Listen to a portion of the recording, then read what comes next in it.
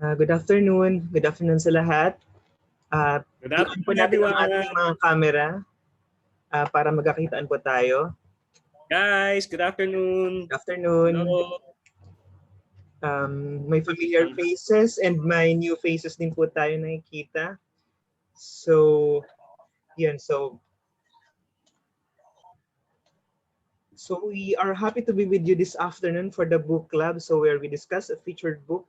Before we start yung ating discussions, I would like to call on our Executive Director, Charis Aquino Togari, to introduce the book club and of course other projects of NBDB lined up for the whole year. So let's welcome our Executive Director, Charis Togari.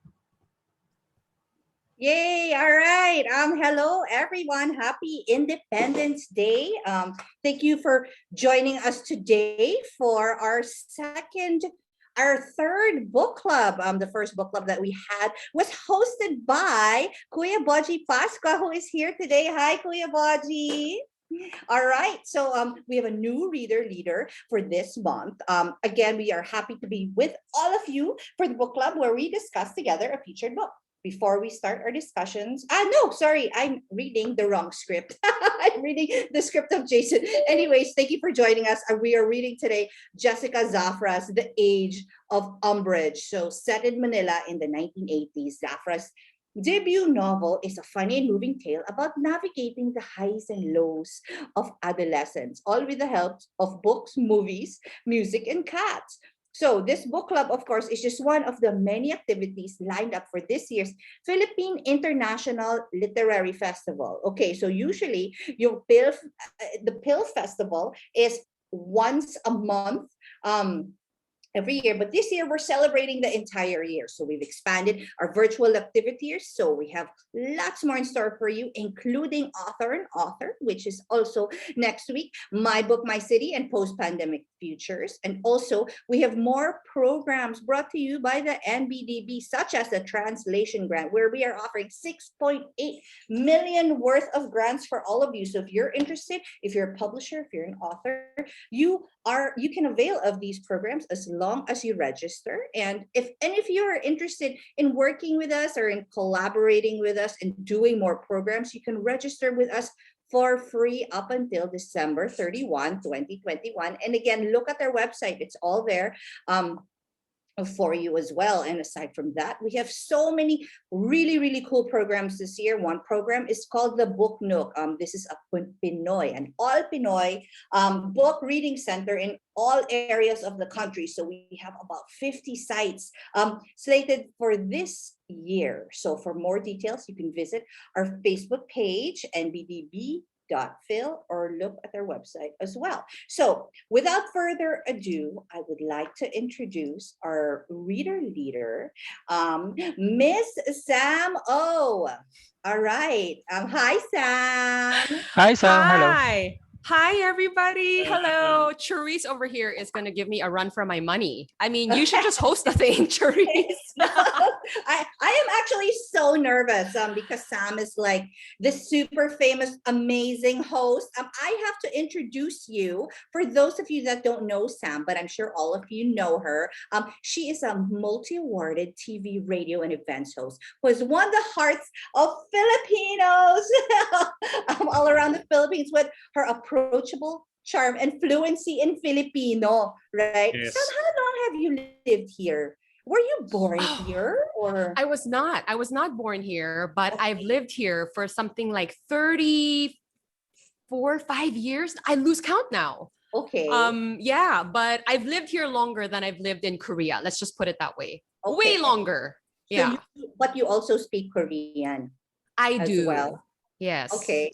Because I see you with all this mga BTS and all the mga Korean. Oy, di naman BTS levels. Almost. Tayo sa BTS levels. Lahat ng mga gwapo na Korean na dumarating dito sa Philippines, you're always with them. I mean, I would use that term loosely, like always with them. They've been coming to the Philippines because the Filipinos are huge into K-pop and the drama and all of that. And, before the pandemic hit, they were coming over a lot and doing their fan meetings here. So hopefully we'll get to do that again soon. But today is all about the Philippines, we're celebrating Independence Day, we're celebrating a Filipino author, we're reading a local book, and I'm all about it. Okay, I'm so excited. So again, I hope you've all read your homework. And again, now I give the floor to Sam. Oh, thank you again, Sam, for joining us. Thank you for having me. Hi, everybody. So yeah, I'm Sam, and gosh, I have to say I've hosted my fair share of events, but I've never hosted a book club, and I'm really excited to be here with no less than the National Book Development Board celebrating Philippine International Literary Festival, or PILF, and I am really looking forward to discussing this book with you guys. Do we have any like solid Jessica Zafra fans in the house? Because I love her. I don't know if I can really call myself a fan just because, I haven't like followed her work religiously or anything like that.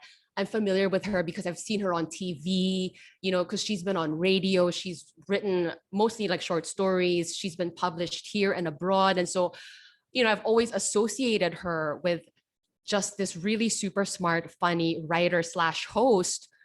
I kind of feel like she was maybe queen of all media before Chris Aquino claimed that title for herself, because she's done it all, right?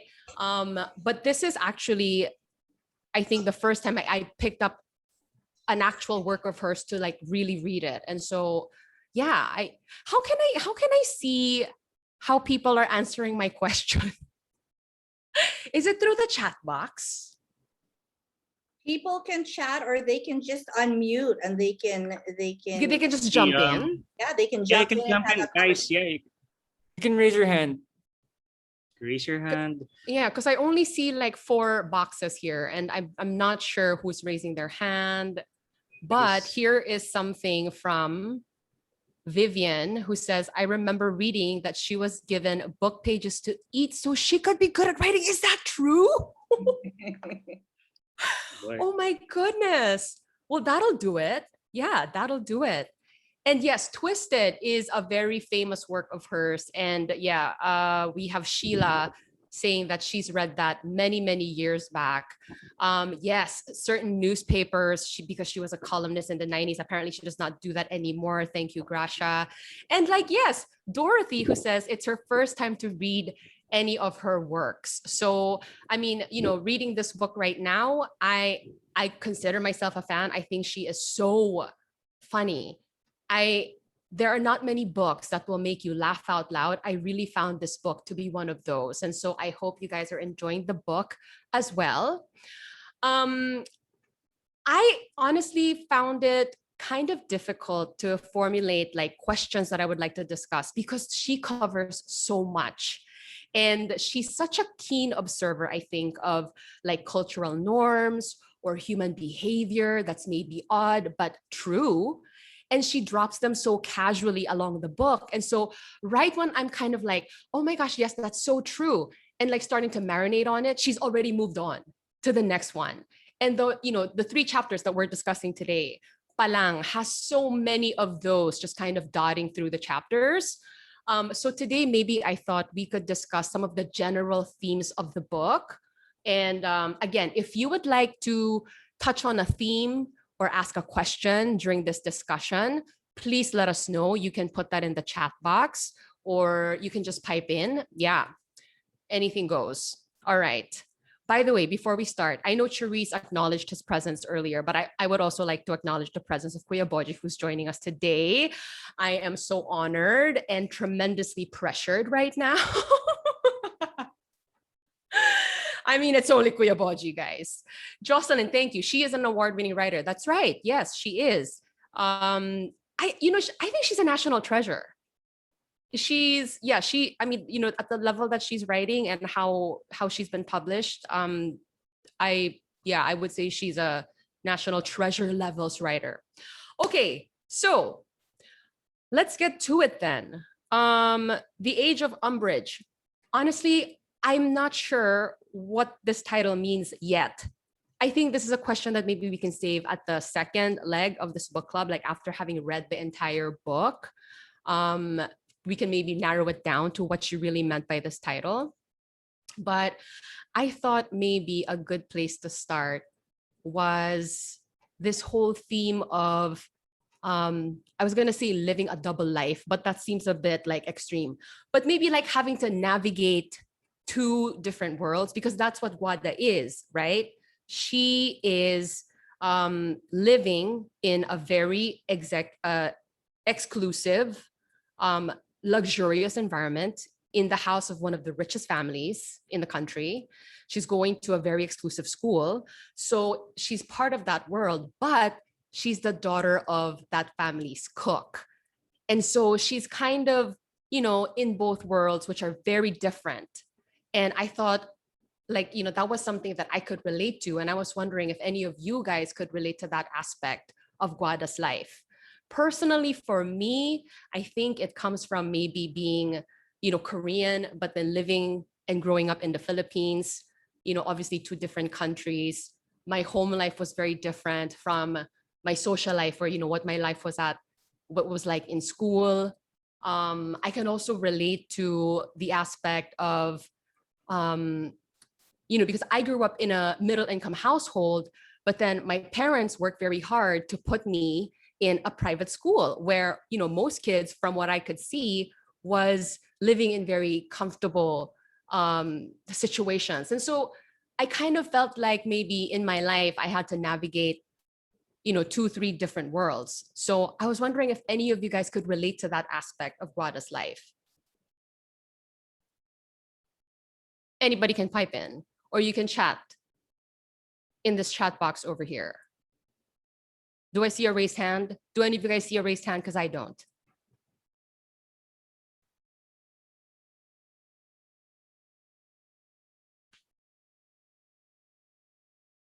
Anybody?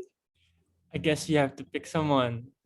Oh my gosh. I mean, I can, but do you really want me to do that? Yeah, it's okay. It's okay. Guys, like in school, no, you have to volunteer someone and someone will speak. Yeah. Oy, di Yeah. ba may ano tayo? May parang, this is a safe space. I don't want anyone to feel like, they're forced to say something or whatever. Like here, Gracia says, yes, from middle-class family, studied in an exclusive school. So I guess it's not an uncommon thing, I think. No? What about you, Brian? Maybe you can relate to that. Maybe you can get us, get the ball rolling here. Actually, sorry, kasi I was about to post stuff, here because I want to show everybody that you're here right now, no. Maybe Sam, is it okay that I will pick somebody because we have like some people in the past book clubs who, familiar faces, and I'm already familiar with actually. Hi, Moan. Sorry, Moan. Hi. Moan. Hi, good pwede ba? afternoon. Grabe, Sir Hi. Brian. Hi, good pushing you, yeah. afternoon. Hi, good afternoon po. Good afternoon. Perhaps I could relate to that disparity by feeling like expectations versus reality, especially whenever you have personal goals. So yeah, I think that's the worlds that I am currently working on upon. My expectations and then the realities set by my life. No, that's a really good one. Can you elaborate a little bit though? Like, I mean, does that have to do with like the situation that we're in right now?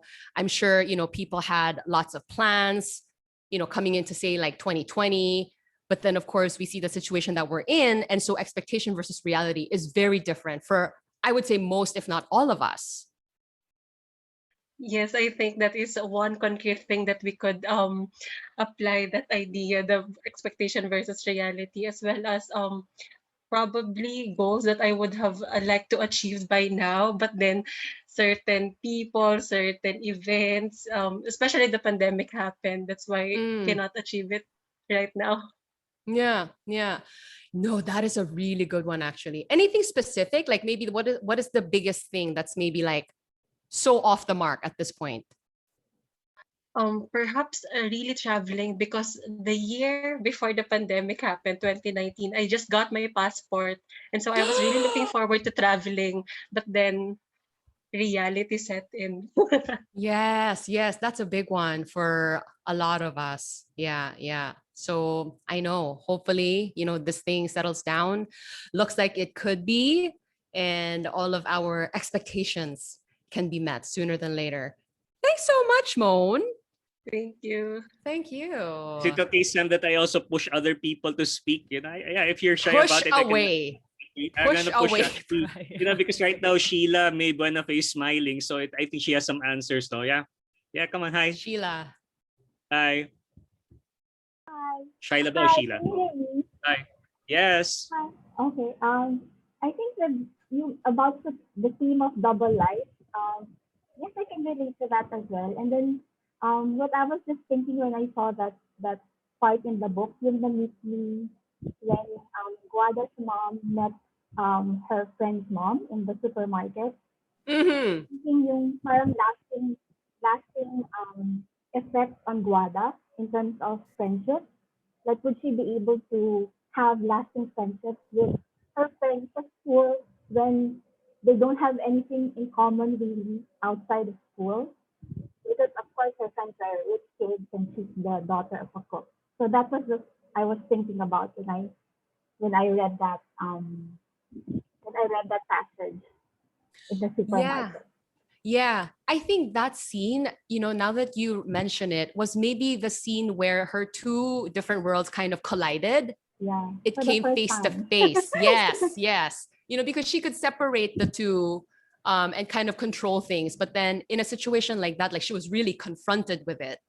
And some feelings came up for her where, she was really distressed by this. She didn't really know what to do. And she knew it was wrong to feel that way, Yeah. That was a good one. And I actually have a question related to that. Maybe we can discuss that a little later on. But yeah, thank you, Sheila. Thank you. Yeah. Do you want male naman na point of view? Because Yes. I can. Okay, No, so you know why? yeah, Sige, go ahead. Okay lang ba? Or you want to pick already people, no? No, I would love to hear from a gentleman because Okay. I Maybe heard Richard, that. no, Richard Guia. No, he was here in the previous two book clubs. Richard, are you there? Hi. Guia, no? I pronounce it correctly, no? Hi. Yes. Yeah. Thank you. I kind of relate with Guada also because in school she's really good, and when it happens that you're good in the school, but at some point you work for someone, and then you kindly have a double world because you need to compensate with something that you lack of, but um fortunately you are good at something, and then yeah, that's the only time that you get noticed, like Guada. So I kind Mm, of relate to her also that way. Thank you. mm-hmm. Thank you, Richard. I read I heard prior to coming to this book club. Now, book clubs generally, like, females are into it, but not so much like guys. And I don't know what that's about. And so I'm just really happy to see a gentleman, joining us in the book club today. Yeah. So was that something that you experienced? Sa school din ba yun? Na parang kailangan mong mag-compensate? Yeah. It's usually at school. Just to share, I'm a librarian in our school, so I got Oh, attached to books, and I kinda That's relate to Guada also. Those uh-huh. narratives really for kinda smart kids, but you're not that all naman. But since you are looked that way, you need to just live with that. Yeah. Okay. Oh my goodness, you're a librarian. Because I feel like, marami pa bang pupunta ng library? Medyo kasi feeling ko ano na siya. Parang, di Yeah, ba, a yeah. lot of books have shifted to like the online format. Of course, today we are celebrating an actual physical book, which is amazing. Pero how many people still go to the library tapos nag-check out ng aklat? Alam mo yun?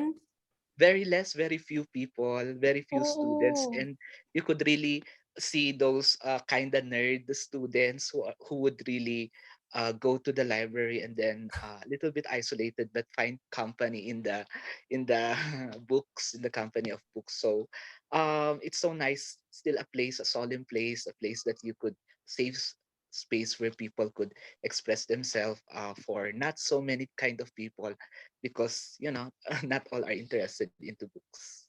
Correct. Like if I went to a library and somebody was there, feeling ko parang kindred souls na kami. Parang, oh my gosh, like I cannot, yeah, wow. And thank you so much for doing what you do, keeping the whole library and physical book scene alive, Richard. Thank you. And Gracia says that she also still goes to the library and she actually loves the feeling of the pulp. Yes, the mga, the pages, the actual pages. And a lot of people talk about the smell of the book too. And Dorothy says, I would love to go to a library pero walang available sa area namin. Yun, isa pa yun. I just feel like, they're not common, So absolutely, yes. I would love to see a library and go there. Richard, thank you. Thank you so much. Anything else on... Maybe we can move on to that Hey, question. Kuya Boji's raising his hand. Kuya Boji's raising his hand. Kuya Boji. Boji. Hindi kasi I haven't thought of that question. I haven't asked myself that question while reading the book. No? Pero nakikinig ako sa inyo ngayon, may pumapasok sa aking gunam-gunam na mga bagay na nagpapaalala sa akin ng mga sandaling parang tumatawid ako sa dalawang ilog. One, adopted child ako. Of course, I found out I was adopted. I was already 23.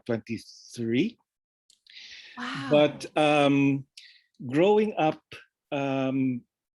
yung hindi ko alam minsan kung bakit I felt different. Na siguro nag-dawn lang sa akin nung nalaman ko na kasi ampun pala ako, yung ganun.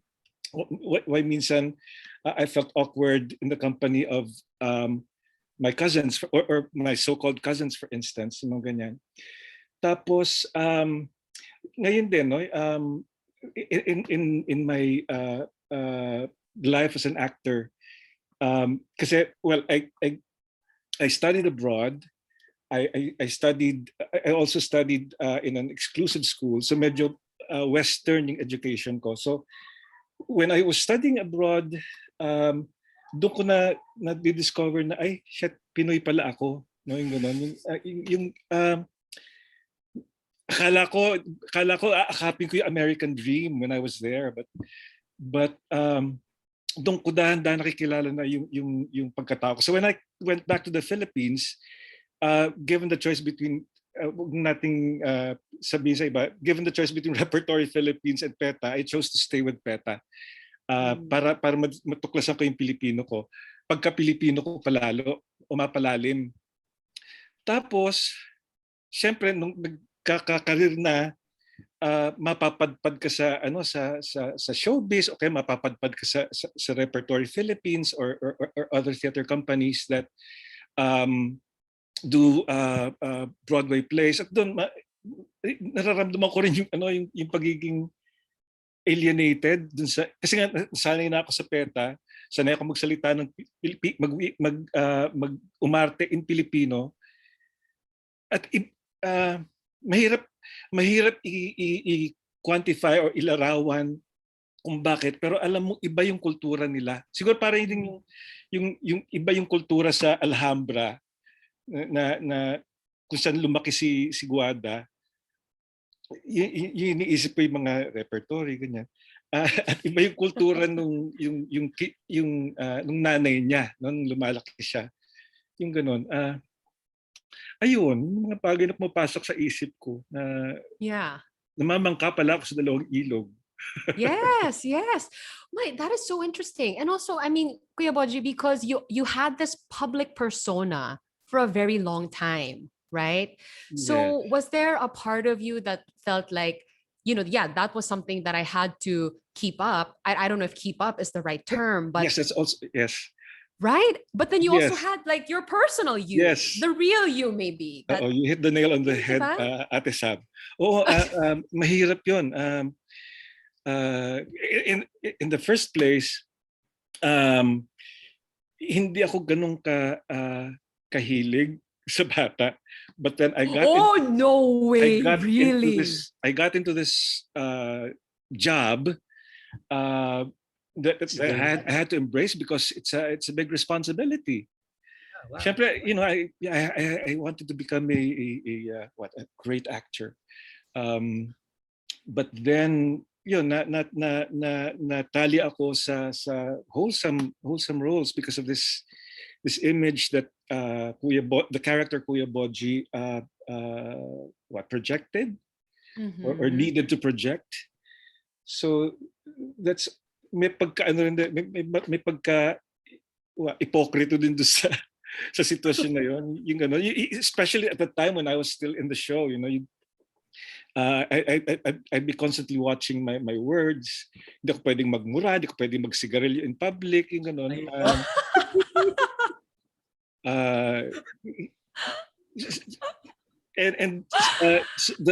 The female cast in the show, their love lives were or their romantic lives were guarded by the production kasi nga magkakaroon ng bahid yung image ng batibot kung malaman na si ate ganyan kinakalantari ni kuya ganyan, yung ganon. So di ba, so it's a Childhood. mahirap. Oh wow. No, this is Gracia. This is the word that was in my head this whole time. What a revelation. These are revelations from Kuya Boji.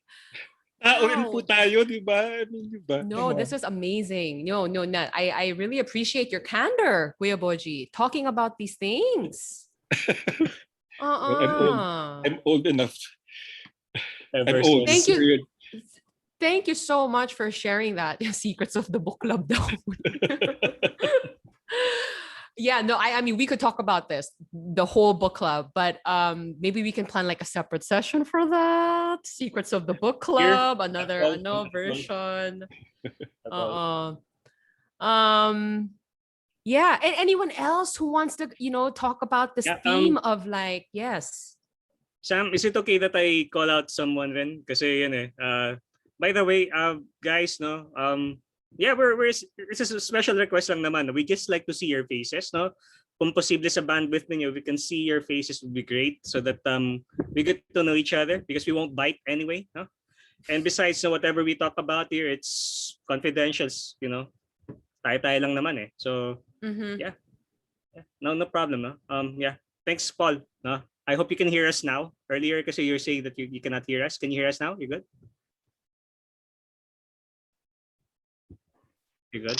Yes, it's working now. Thank you. Great. Hey, Paul. Right. So yeah, before we move on to another, hi. Did you wanna talk to us about this? This theme of like navigating 2, 3, 5, maybe I don't know, different worlds in your life. I was gonna say na para si Kuya Boji mas naging vulnerable pa siya kasi si Guada, I find her closed off. I could not relate. And I'm thinking, is it really important when you're reading a work of literature to relate to the character? Oh, good question. Honest, sorry.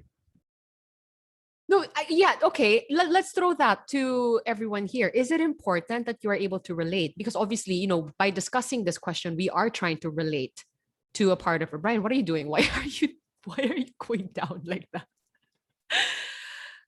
I am shy kasi dahil I'm butting in. So sorry, Sam. No, yeah, I don't want to butt in. No, don't be. I would like for anybody to butt in. But that's an interesting question because I think when we do read a book, we are trying to relate in some way, trying to see ourselves in the character. But is that important? Because maybe some people would like to just view the world from another person's eyes and see things that they would never experience in their own lives. I don't know. No need for a story to be personally relatable, ever says. Yeah.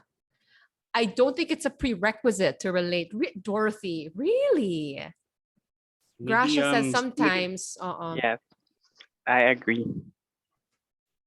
I am not surprised, Paul, that you feel that way. That's what I thought. Okay, interesting. Sheila says, I think Guada is an apathetic character for the most part. Is that kind of like she's just an observer of her life? Parang ganon? She's like the narrator of her life.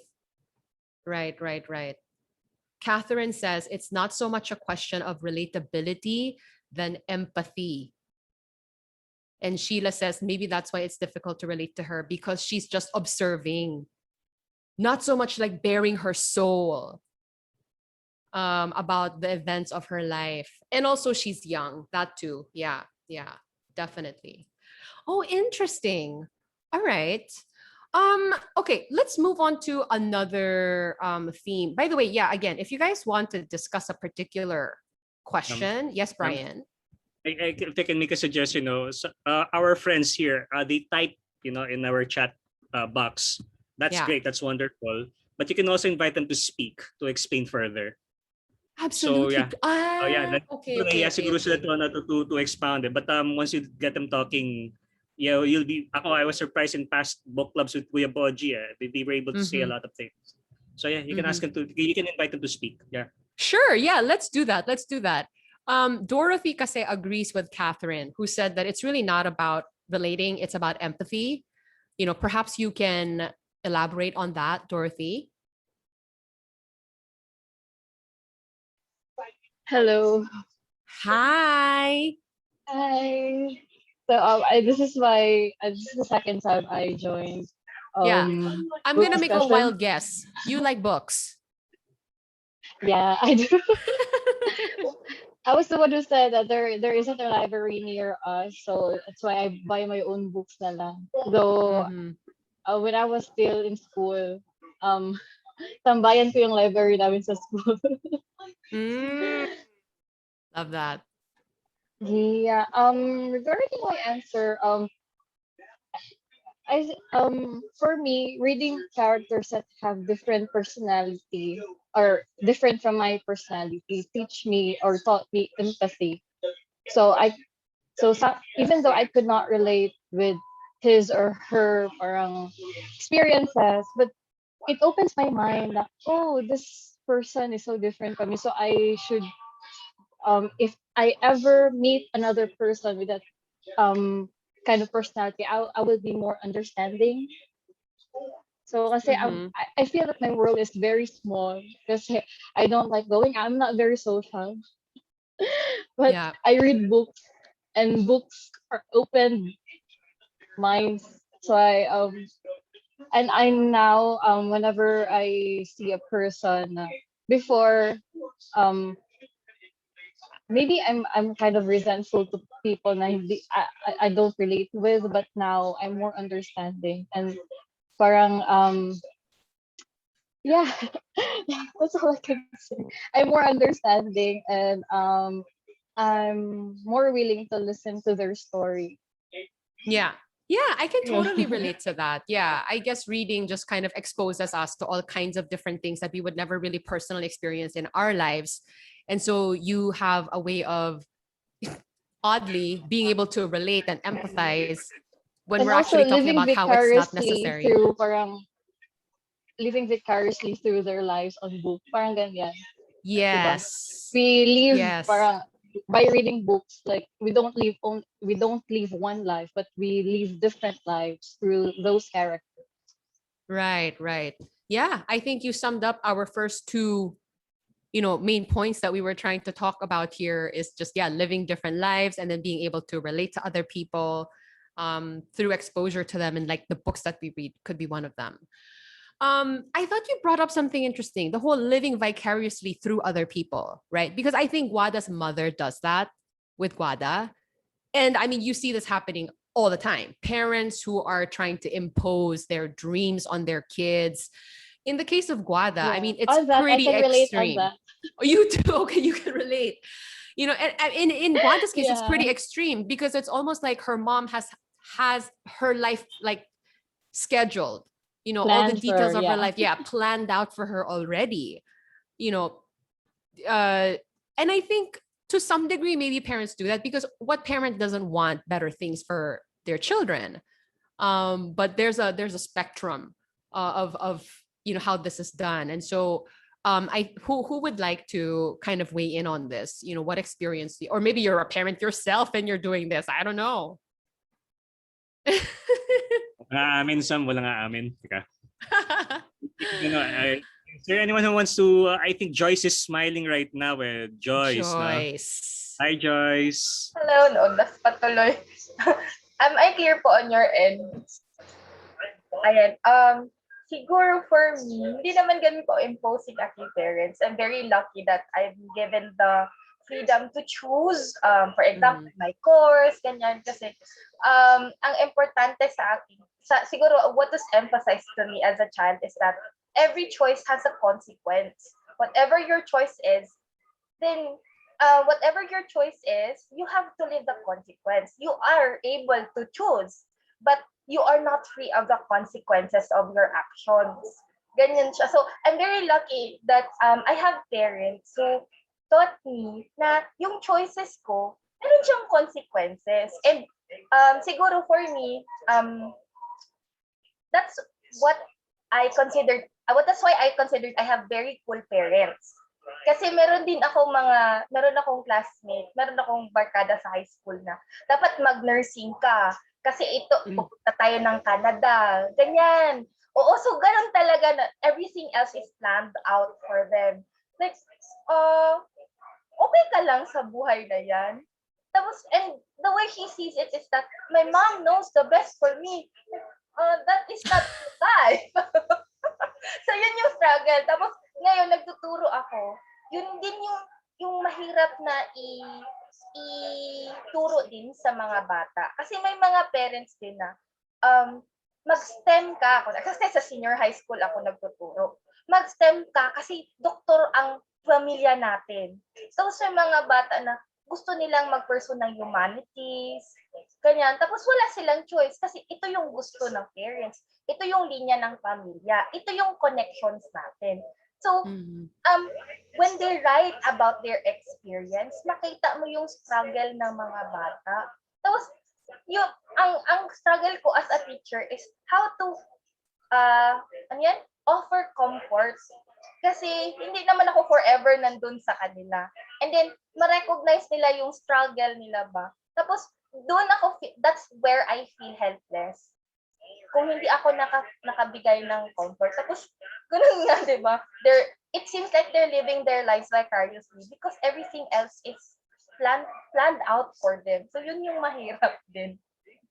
Wow. I mean, first of all, kudos to you. You know, we salute you for being a teacher, you know, one of the unsung heroes of the country. Indeed, yes. Gosh, that must be a really difficult position because you know, you're there and you can definitely offer them guidance, but ultimately, you know, they're not your actual children. And so parang limited lang talaga. Like you can only offer so much help and guidance. No? Yeah. That's a tough one. Thank you so much. Thank you for sharing that. Sam? Yes, Brian. Is it okay that I, call out someone then? No? Para male point of view naman, is it okay that I call Kenneth Alvin Cinco? Hi. Yes, hi. Hi, Kenneth. I see Kenneth so yeah, he's listening attentively. Hello po. Hello po. Can I be heard? Clear po yes. Kasi medyo yung namin. Malinaw po, Kenneth. Salamat po. First of all, thank you very much for letting me in this book club talk. So it's for the topic a while ago, I was processing in my mind about that the hardship of siguro the parent-child relationship because maybe sometimes there's that feeling of detachment, especially if one of your parents is not hindi siya yung parang example talaga ng parent as it is. So meron talagang distance and it's siguro ang hirap, mahirap din. I'm processing the sa aking buhay, I'm processing parang tayo pumunta sa pero it's well, it really shows siguro na that there's a gap that in the long run tayo din siguro si Guada in the book siguro may realizations din siya, no, na in the long run isang question ko, what if she will become a parent din, parang ganun, I don't know. What kind of parent will Guada be, you mean? Yep. Having Yes. had a mother like this. Yes, Yes. ma'am. Somebody was actually, ay, you don't have to call me mom naman, Kenneth. Some lang. It's fine. Kenneth, thank you so much. Yes, thank you. And yeah, please keep processing. And again, kasi we have a second leg for this book naman na, you know, if you have anything that you want to share na hindi natin na share today, we can definitely do that next week also. But yes, I saw thank you, Kenneth. I saw something interesting here. It was a question. Kasi nga, where Siony, Guada's mom, has a tendency to do this. Yes, she is dictating Guada's life to an extent, as she says. Where do you think this tendency of Siony comes from? Itong planning out her life, you know. I mean, yes, of course, she's working very hard. And we see in parts of the book na talagang diin pa niya kay Guada na parang, ay, nako, if I didn't have a child, I would have done this and I would have done that. But here I am, you know, I'm living this life and slaving away in the kitchen. Where do you think this tendency comes from? Anybody? Maybe I can push somebody to speak. No, I'm seeing Miss Gracia Perdiguera smiling. No, wide smile. No, so maybe she has a good answer here. Hi, ma'am. Hello. Good Hi, afternoon. Gracia. Hi. Honestly, I was waiting for the book 3 days ago, but it didn't come. So I think I had a problem with the courier. Yeah. They said it's already here, but I haven't received it. I was hoping I could really read it first. But knowing Jessica Zafra from way back, when you were talking about her, I think I have a hint of what you're talking about. So because of her style. But anyway, I'm just putting pieces together, so I'm not really sure of the whole Go story. Go ahead. Yeah. I was thinking, because I haven't read it, some of the things that make a parent really do things and make them do things for their children is that it's like it's their extension, it's their feeling of not being able to achieve anything in life, and so they wanted to see it happen in their own children. That's the reason why they gave birth to them. It's because they wanted to see what they were not able to achieve in their life, so they pressed their children so hard. Not that my parent was like that, because my parent was really very supportive. Whatever it is that I do, I just do things. But sometimes I see it in myself. Not that I am a mother, but I see it in myself because I'm a teacher, and I tend to make my students do things like they're my own children. You should have done this, you should do this, because this will give you you see, that thing can really happen in whoever's life, when there are things that you're not able to do and you want to just push somebody else to do it because you wanted to see a part of yourself in that other person. So it's not easy to, the way I'm looking at it is, oh, that's very me. And I'm so sorry I'm doing that. That's all I wanted to share. Yes. Thank you, Gracia. If you didn't tell us that you didn't read the book, you could have tricked all of us with what you just shared. I mean, yeah, like that. Pasok na pasok siya eh. Thank you so much, Teacher Gracia, and salute to you also for what you do. Thank you. I think Moan here, she says, I think it stems from her unfulfilled goals. So she's projecting it a bit to Guada. Yeah, because si Siony was like a college graduate, right? So that was a big deal in her family.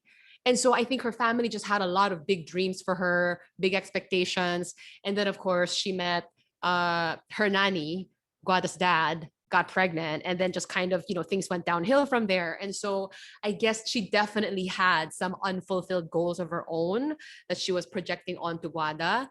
And I think this is something that we see, like a lot of families or parents think of their kids as insurance policies.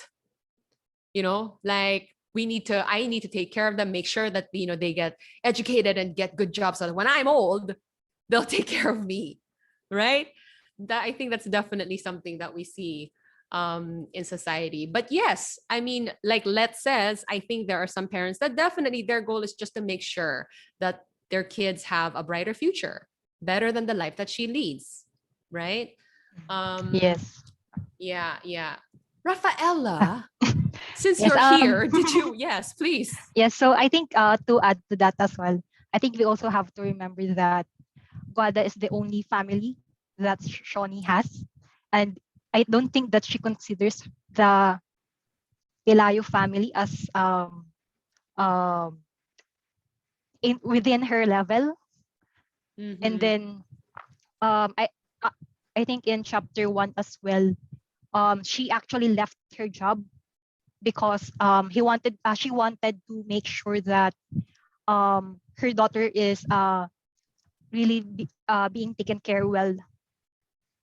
So since she didn't have any other family, she put all of her efforts to Guada only.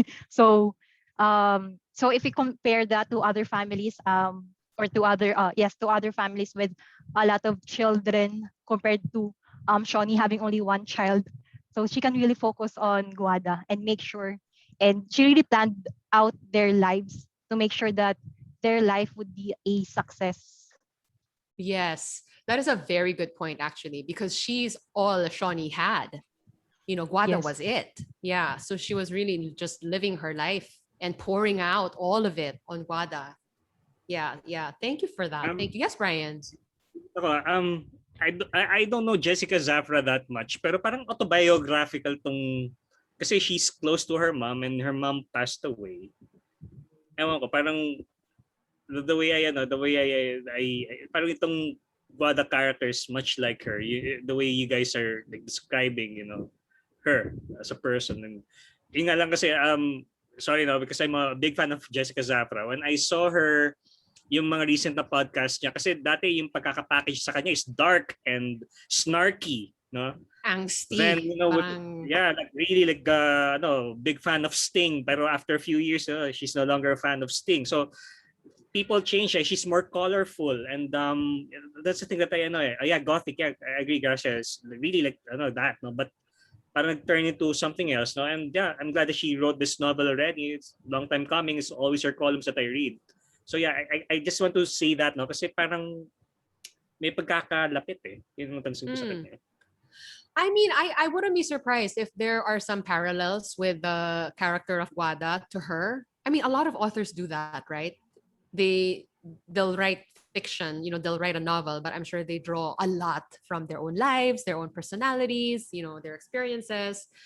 Ever says, I agree with you, Ryan. His name is Ryan. Thank you, Ever. By the way, what? Yeah, Jason's about to say something. Nagkasabay kami. So yes, sorry. Medyo with all the discussions na parang may na-appreciate na ako ngayon sa novel na hindi ko na-appreciate nung natapos ko yung novel. Parang with all the discussions na parang mas nakita ko na yun nga yung parang yung parents talaga may tendencies to push their children na maging better or at least at par with them, no. Kasi parang hindi siya socio-economic na aspect na kung mahirap yung parent mo tapos ang laki ng tendency na i-push yung bata na to achieve something more. Pero naipakita din sa novel na kahit yung rich na people ay pinupush din yung children nila to be better at least to be at par. So parang nakita ko dito sa novel ni Jessica na hindi siya socio-economic aspect and socio-economic yung great factor. Parang may tendency lang talaga to have their children be better or at least at par with what you've achieved as a parent. Siguro ganun. And ang second ay aside from hindi siya socio-economic, yung gender, babae si Siony daw, 'di ba? So pinupush niya yung motherly control na. So pero hindi lang naman siya sa mother. So parang naisip ko din na kahit naman yung successful male doctors or attorneys siguro or other professionals na lalaki nagpo-push din ng ng kanilang mga bata to be successful or to be at par with them. So hindi siya socio-economic or gender ano siguro. Issue parang may tendency lang talaga to push, no? Yun lang yung na-realize ko with all discussions and sa book ni Jessica. Yun lang. Thank you. Thank you, Jason. Yeah, I think it's the tendency of any parent to want better for their kids. I think some parents just take it too far, and then it becomes, like too much pressure and suffocating because obviously the kid wants to do, live their own lives. Moan says, I think yes. No, go. I'll butt in later. Yeah, sorry. Moan says, I think there's this strong sense of legacy in the culture as well, like continuing the line, Yeah, definitely. Jason is giving you a thumbs up for that, Moan. Yes, Brian. Yeah, I was about to ask you. I mean, Korean families are a bit strict also, and they have expectations in children. And I'm putting you in the hot seat. Now, how about you? Like, encountered something like that? I mean, yeah. The K-dramas would tell you. Yeah, the K-dramas would tell you that. Tell me, that's why I've been watching too much K-drama. So I was just, wondering if you've encountered something like that. I come from a family of I think one of our participants here said that she had very cool parents who did not impose that stuff on her. Was it teacher Joyce? Was it? But and I could relate to more of that because my parents were kind of just like, do your thing, where you excel will support you, and that was kind of my story. But I think it's maybe more like an Asian thing, isn't it? Tiger mom. Yeah, tiger mom. Yeah. Oh. Thing, no? Yeah, tiger mom, right? Yeah. But yeah, definitely we see that in the Korean culture as well. For sure. Yeah. Anybody else want to add? Just a little bit of trivia though. I mean, Dorothy says just touching on the parallels of Jessica Zafra and the character, because Guada super likes cats. Jessica Zafra loves her cats.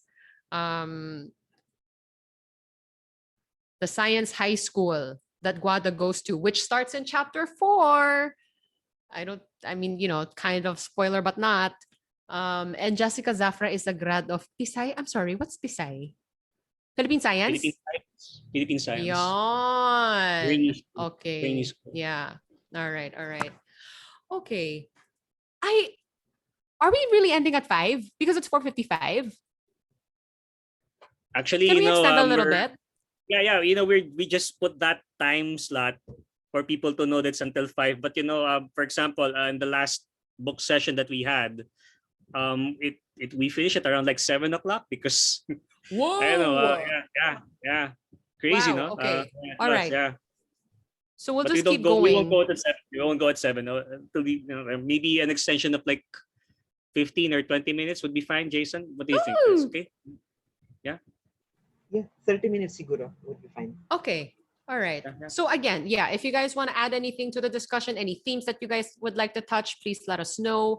Right now, though, I thought maybe we could explore this theme of the fiesta instinct in times of crisis that we see in the book, because the political backdrop is there's a coup, right? And so Jessica Zafra in the book talks about this instinct that Filipinos have in times of crisis or danger is they will celebrate. And I kind of felt like there is a parallel to the situation that we're in right now. I mean, obviously we're not, in a military coup or whatever, but there is a pandemic. Thank you, Gracia. Pandemic fiesta nga daw. Sabi. Yes, Brian. Yeah, I'd like to add some more because I observed that for example, this was more than 10 years ago, the Luneta hostage shooting, and that drama, everybody was tuned in there was no perimeter. Everybody was like watching. No? Even like because I was like growing up in the 90s, there was like the coup attempts, and there were like usiceros. No, they wanted to see the action that's happening. Again, we have that thing. We just like to see action, and we just want to get into that, and you end up as a casualty later on because you just want to see the thrill, no? Feel the thrill. But yeah, that's fiesta culture. It's true. True. I think what you're talking about is like how you cannot stop looking at a train wreck. Yeah, we just want to participate. Yes, like you want to look away, but you can't. But I was kind of thinking of this tendency for us to maybe, I guess it's escapist. How do you deal with something that is dangerous or like, obviously it's a difficult time. I'm kind of making the connection to a pandemic, obviously, because like we're all experiencing this, and this is a very it's challenging, and I guess we have a tendency to like go the opposite way. So in this situation, it's like, oh, there's a coup. All right, let's party. They throw a block party. So I guess the question is kind of like, how are you kind of doing something similar at this time?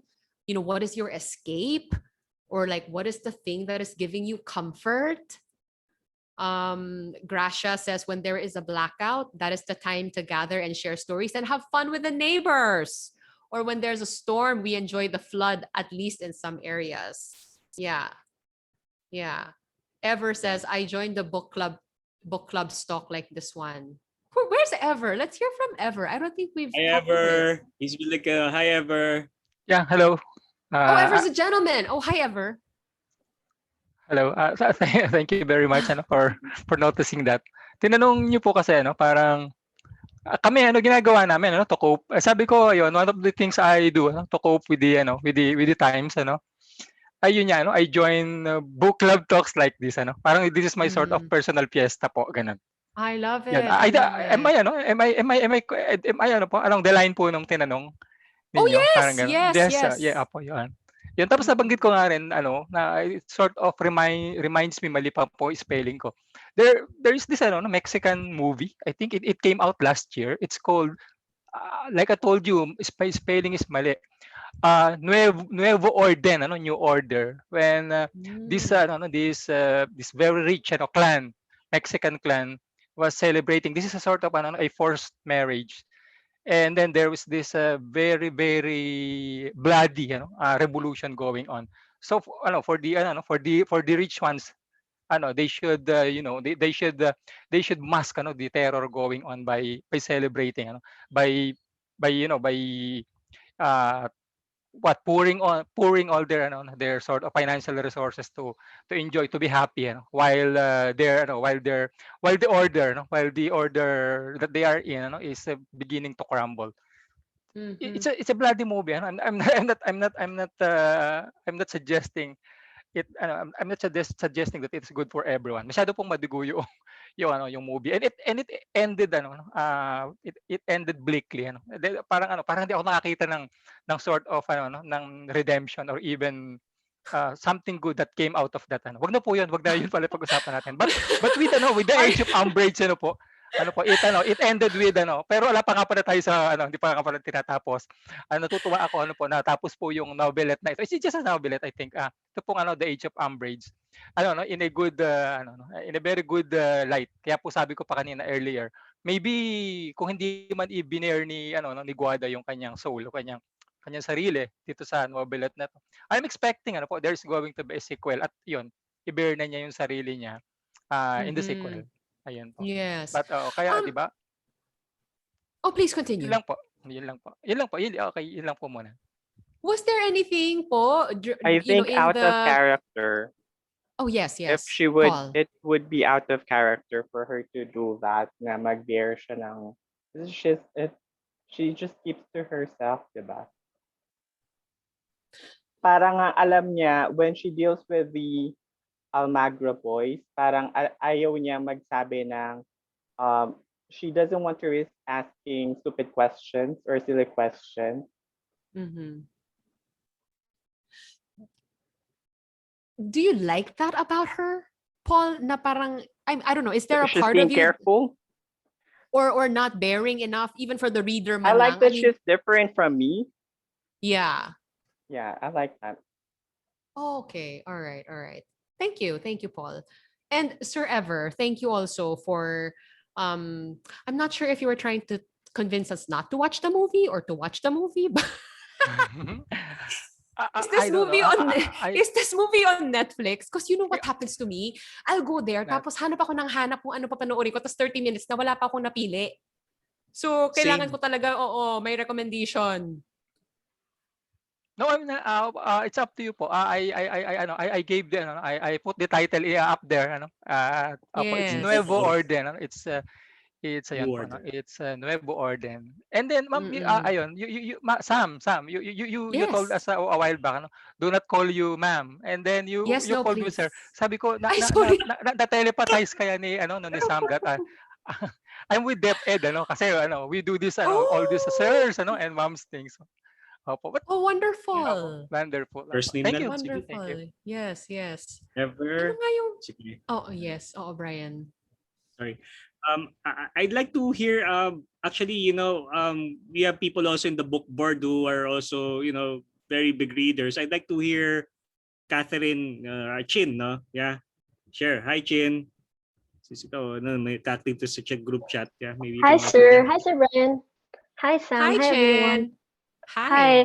Hi. So I put in my answer there, just because I've been hearing a lot of comments on Guada's character, that she's withdrawn, that she's introspective, and that parang she doesn't open up to anyone. Yeah, I've read a lot of characters like that, in the past, and I don't know if it's a literary device in a way na parang, syempre, characters like that give you the chance to parang lay out all the details of the narrative and society. Para siyang conduit of the world. So in a way, that's the literary purpose it serves. But then, so I wouldn't demand from such a character to be like maging open siya sa ibang tao.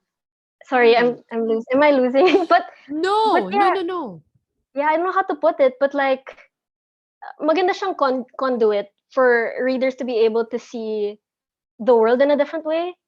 So she doesn't necessarily have to open up to other people and tell her what she thinks of this. Kasi sinasabi niya na yun through the narrative.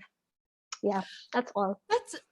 And also, I mean, if you consider the life she's had, right? She comes from a very troubled childhood, very Right, yeah. turbulent home life. She is young. I mean, at that age, I mean, how many of us were just socially delightful? We're Right, all yeah, very yeah. awkward. And also, she's in a situation where, I mean, it's her home, but then the people in it are not really her family. I think we'd all be a little cautious in that situation, like a little afraid of, opening up to the people Right. around us. Yeah. And maybe that's what the title has to do with, the Age of Umbrage. I don't know. I think I really want to wait until I finish the book to kind of figure that out and talk about that with all of you. But yes, those were some really like heavyweight terms. No, conduit, literary device. Like, oh my goodness. Okay. Yeah. Chin. Thank you very much. Well, I mean, while you're here, what are your impressions of the Right. book so far? Are you enjoying it? I am rereading it for this book club, and it's very typical Jessica Zafra in a way na parang it's always structured in the same way na it's always about Philippine society, and then may mga very pedestrian observations siya, and then she weaves that into very almost telenovela-like narratives. Kasi, diba, there's a part there na si Siony, she gets hired because the head of the Almagro Corporation tasted one of her dishes. So it's a very absurd jump in narrative. So yeah, it's very typical Jessica Zafra in that sense. Na parang very absurd yung mga pangyayari, and there are these very interesting observations about Filipino society. Yeah. Thank you so much, Chin. Thank you. All right. Yeah, Boji has something to share. He was raising his hand earlier. Yes, Kuya Boji. please, Kuya Boji. Hindi, gusto ko lang siguro mag-comment dun sa siguro may kinalaman na rin dun sa title nga, Age of Umbrage. Hindi ko lang alam paano ipasok dun paano isagot dun sa tanong mo, Sam, but it has a connection to the question that you asked. I just felt and the discussion about the character of Guada, I just felt na kasi it's about, well, I don't know if it's Jessica's or through Guada, reflecting and commenting on the society she was growing up in, kasama yung political turmoil outside of the, tapos yung tingin niya doon sa mga para kasing lumalabas, pasensya na, I may go off on tangents, but it's okay. Para kasing lumalabas na siya lang yung kaaya-ayang tauhan do sa nobela. Parang every character and every situation, she has a nasty comment about, a nasty observation about, na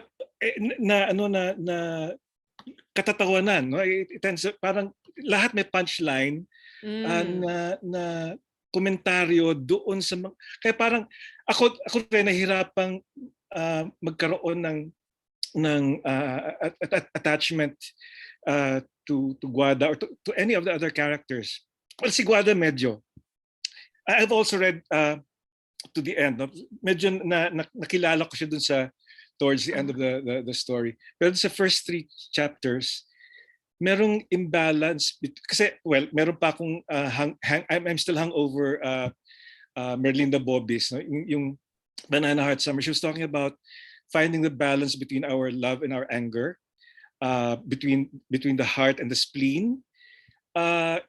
Itong nobela ni Jessica Zafra has a lot of umbrage, has a lot of spleen, na minsan ang lungkot nung dating, you know, parang ewan ko if it's Jessica seeing the world through Guada, or Guada being a 15-year-old, no? Then siguro the age of umbrage could be the age of Guada, no? Teenager or 14 going on 15. The novel ends she was 15, parang ganun.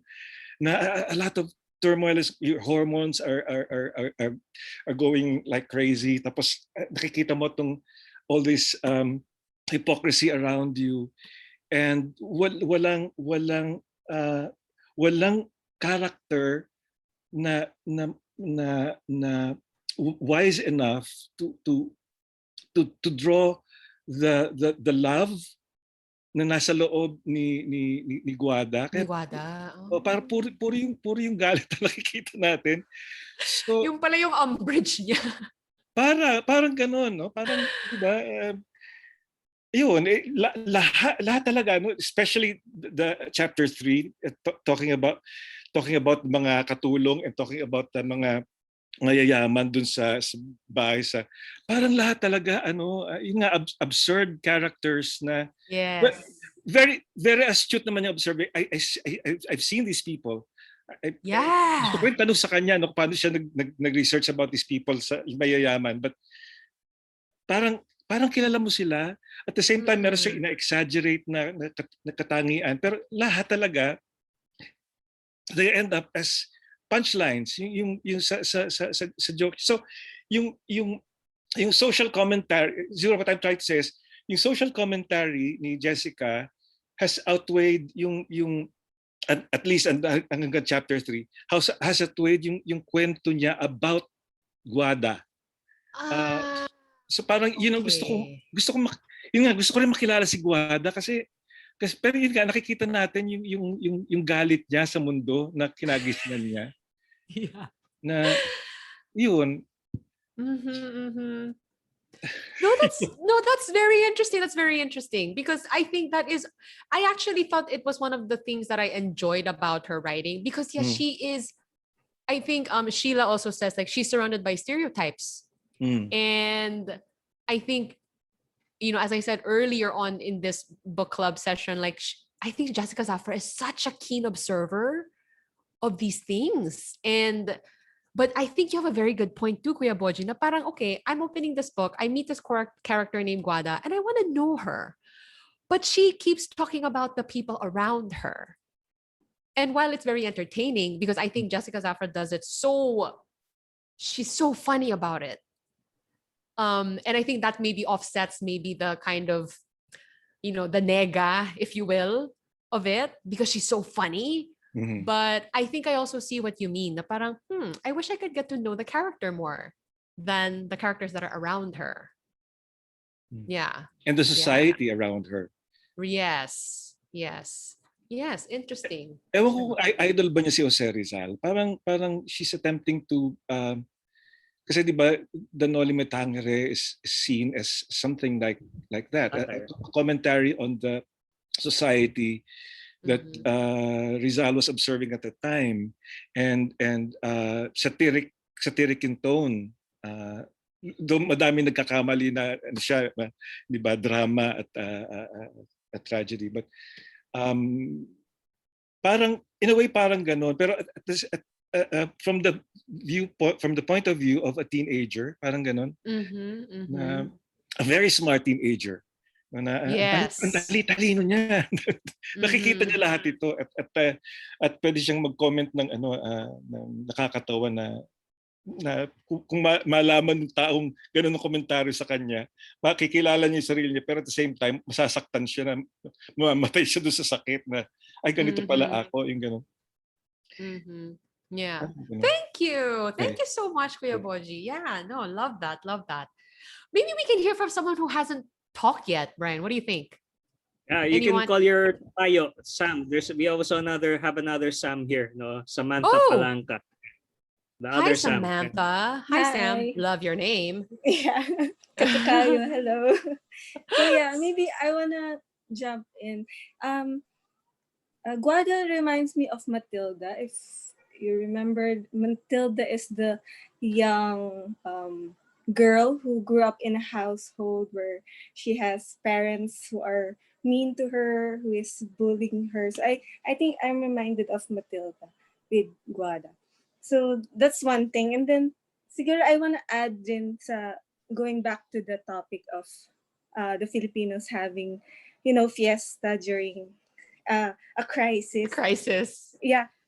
Kasi siguro it shows how the Filipino culture is showing that we are relational beings. We wanna be with people. We wanna just spend the last few moments with people we love, and I think that shows the Filipino spirit of being relational. So yeah.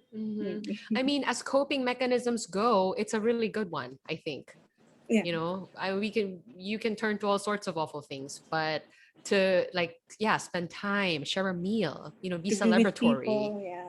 Be with people. I think that's a really good remedy. Thank you so much, Sam. Yeah. Thank you. Yeah. Anyone else?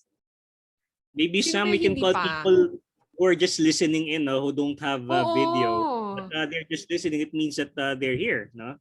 Yes. So maybe we can call Miss Carmencita. No? Carmencita around, or she went away. Oh, wow. Wala. Oh. Yeah, Hi. and Lucilla, I am there.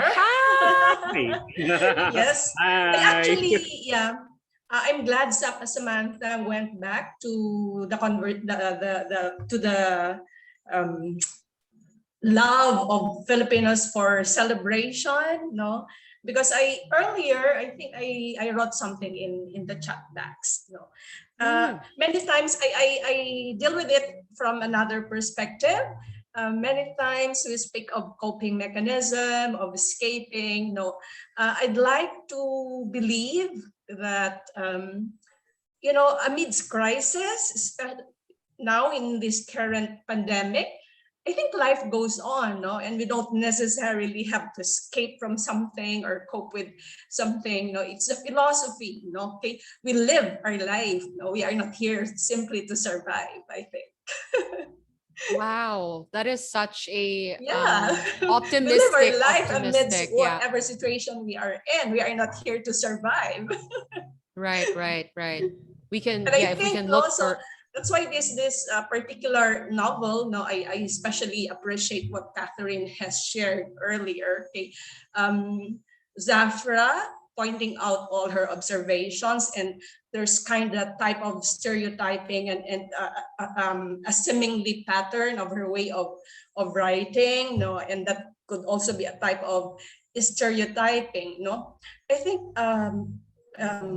we all remember that a particular literary piece is multi-level, in multi-layered in its meaning, no? So there can be in a very familial level, in a very personal level. I like the way you were characterizing Guada and the mother, no? Okay. But that is in a very personal level. We can level it up to the, especially today that it is Independence Day, and that's why I really appreciate what Catherine has shared earlier.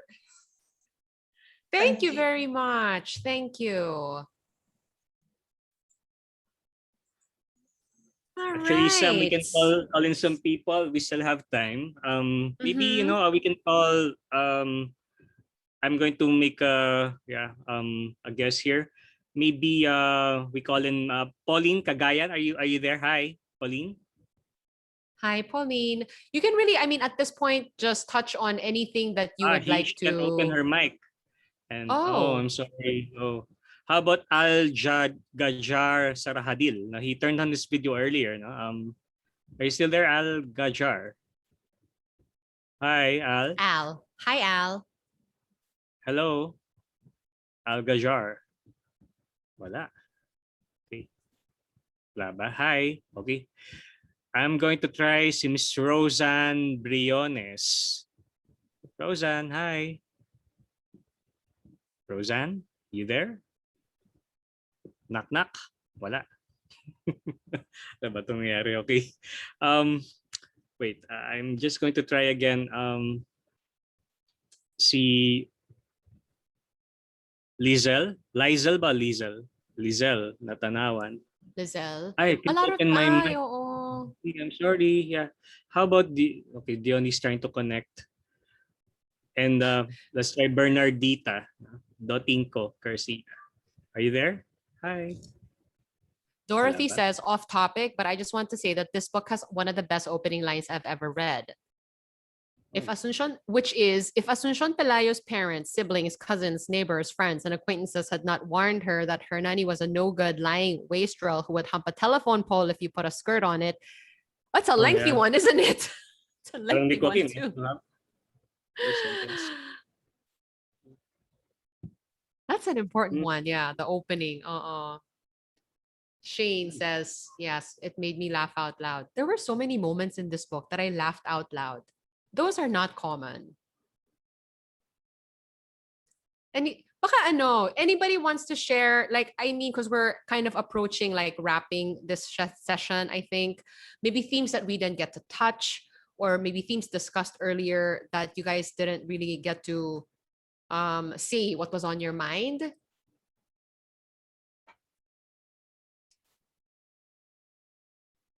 Something that you guys want to unpack in the first 3 chapters? Ma'am, can I share something? Yes, Kenneth. Good afternoon. We were talking about. I'm sorry that I was disconnected because there was a blackout here in our. Oh. There was a blackout here in our place. I'm just at the dormitory, and I'm then glad you're back. Yes, because the topic a while ago was that I would really like to share with is that there's the tendency of Filipinos to celebrate even if we are in dire times, in situations such as in the pandemic. I'd just like to share that here in our place, during the Yolanda devastation last 2013. So after the devastation, there was that also. It was also evident that, well, after the storm, the people were maybe just 2 or 3 days after, there were drinking sessions already, but not all parts. So I would just like to share my thoughts. That kind of culture is maybe tied in our geography also, that we're really an abundant country. So in an abundant country, there are, even if disasters come, you could scour the land and search for root crops, and then you have this ready. The land would give you the abundance, give you the graces, talking in Christian terms. And then, so if there, it's really, if there's a land like that, maybe that's the thing that ties us, no, historically to that culture, that we're really not a poor country. It's just that there are systems which hinder us from realizing that the Philippines is not a poor country. We have an abundance that makes us resilient. Siguro, it's like that. Thank you very much. That's all. Thank you so much, Kenneth. Thank you. Yes. Paul raised his hand. Yes. Hi, Paul. Tayo. Hi, thank you. I just remember reading that Jessica Zafra is heavily influenced by dead white male writers. So how do you think it affects her, how she writes the women characters? Oh, wow. Anybody? I remember she also said that she's trying to address that by reading more books by women writers and people of color. But for the most part, yung formative years niya, she's heavily influenced by the likes of Salinger, Woody Allen. And yung mga women characters niya, di ba, parang comic relief. Do you find that to be true? I mean, I don't. Gosh, anyone who wants to answer this question, please. Lalaki at babae pinagtatawanan niya, di ba? Wala siya sinasantong gender. Kahit yung bading pinagtatawanan. 1, 2, 3 chapters siguro. First few chapters. Equal opportunity offender ba siya? Equal opportunity offender. Yeah, she offends everyone, ganun ba? No. Nobody wants to pick it up. Oh, someone's raising his hand. No, that's. Although that's I think Paul. In this book, I don't know, in her other works, but in this book, I think I am leaning towards what Kuya Boji said, because her commentary and her snark is really directed at everyone. Oh.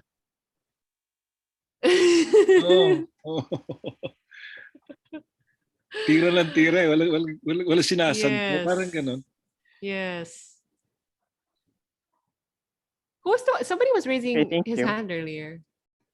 Thank you, Paul. Okay, Mary Dorothy Balorio. Maybe she can talk, no? Hi. Dorothy. Hi. Yeah. What was that? What was the question again? No. Did you? Yeah, you were. Sorry.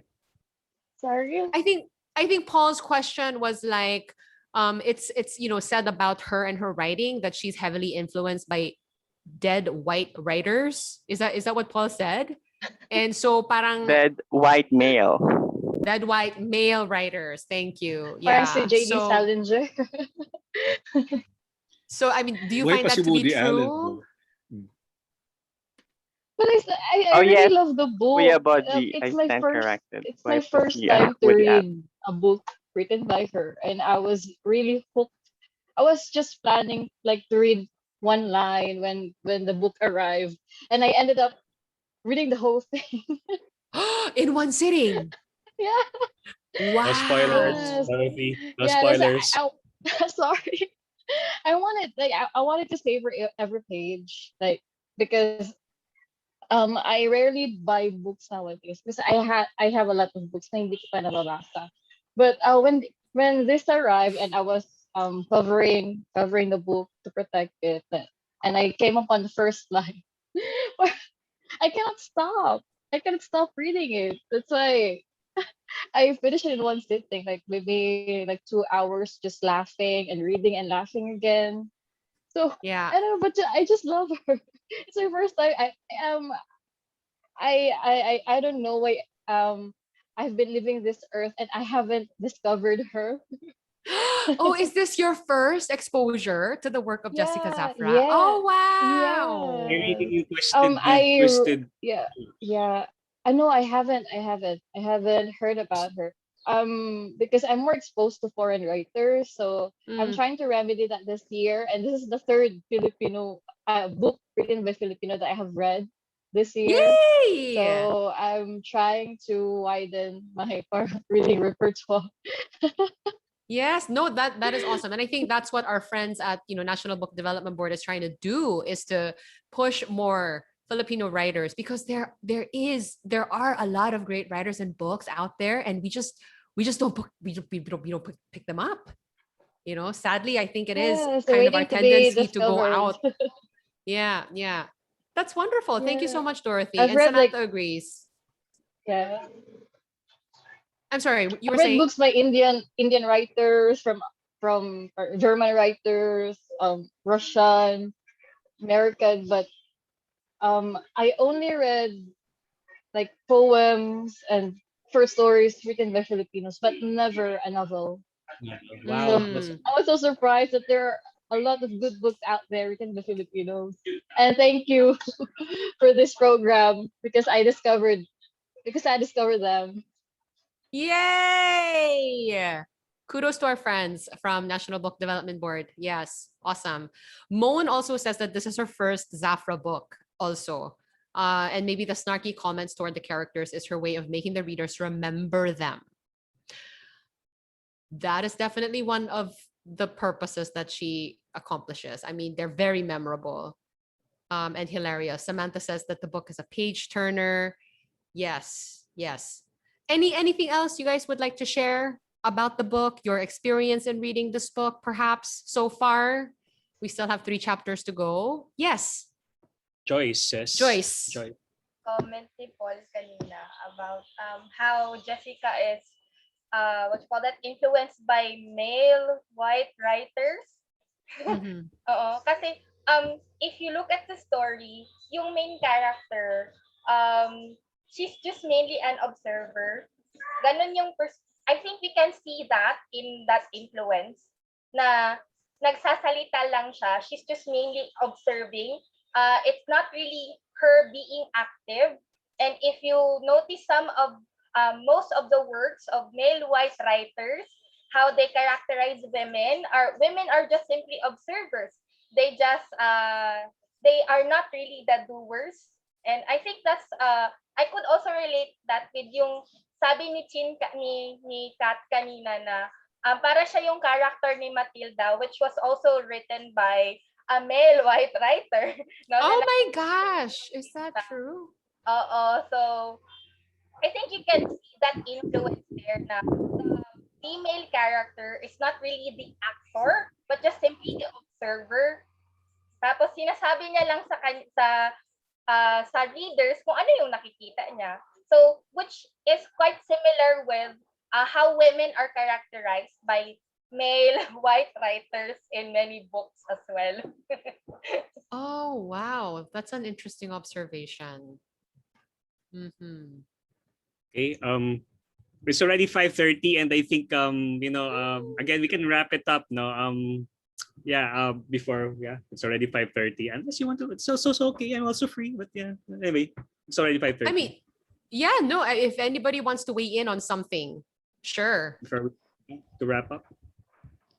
Siguro, Before we really when, wrap, yes. when it comes to this discussion, it's important na parang hindi siya echo chamber na we just talk about what yung that we agree, diba? Dapat it's important that we ask questions and we tell the character as she is. This how I see her. I mean, I wouldn't change her kasi that's what she is. Pero that's how I see her. Mm-hmm. Thanks, No, yeah, Paul. Paul. Yeah, Okay. thank you so much. Okay. Thank you. All right. Anything else? Yeah, I think yeah, we can probably finish the book next week and we can talk about it more. Yeah. Mm-hmm. Yeah, so on behalf of National Book Development Board, I want to thank all of you for joining us today. And I am so happy that you're all enjoying the book. I'm really excited to finish it and talk about the rest of this. We have 3 more chapters to go. And as Dorothy said earlier, it's a very easy read. It's a very enjoyable read. Whoa.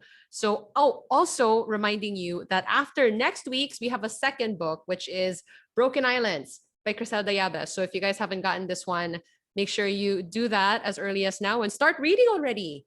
Yeah. Thank you, guys. Thank you. Thank you, everyone. We'll see you next week. It's great to see your faces. Thank you. Happy Independence Day. Happy Independence Day. Can we take a picture first? Di ba picture picture lang? daw, Oh. picture. Picture muna.